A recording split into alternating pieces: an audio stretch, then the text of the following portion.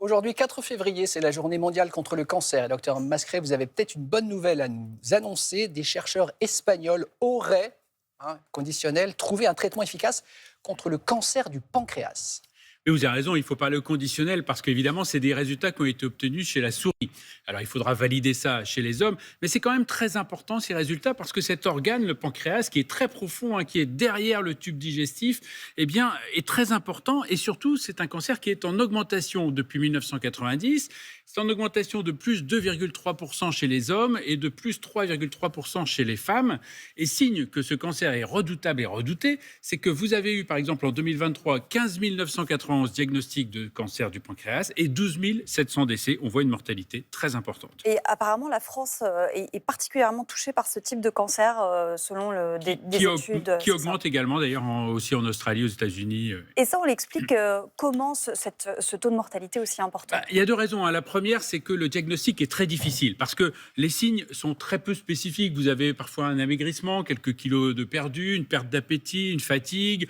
Vous avez des douleurs à l'estomac ou une jaunisse. Parfois, c'est un diabète qui apparaît parce que le pancréas sert aussi non seulement à digérer, mais aussi à fabriquer l'insuline.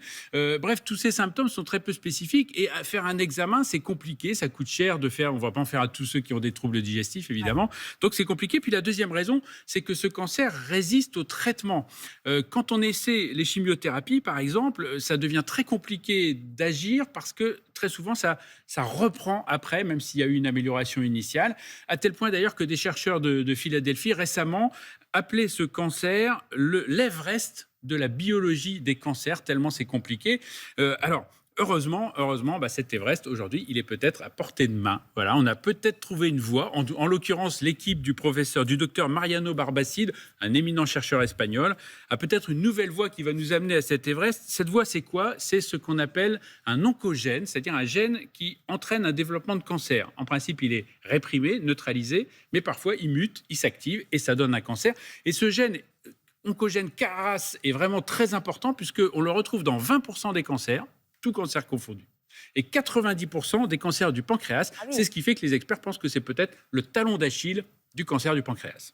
Et est-ce qu'on peut espérer l'avoir rapidement, ce traitement ? Alors, effectivement, dans la trithérapie, puisqu'il s'agit de 3 verrous qui vont bloquer CARAS, dans la trithérapie, il y en a 2 déjà qui sont des médicaments qu'on utilise.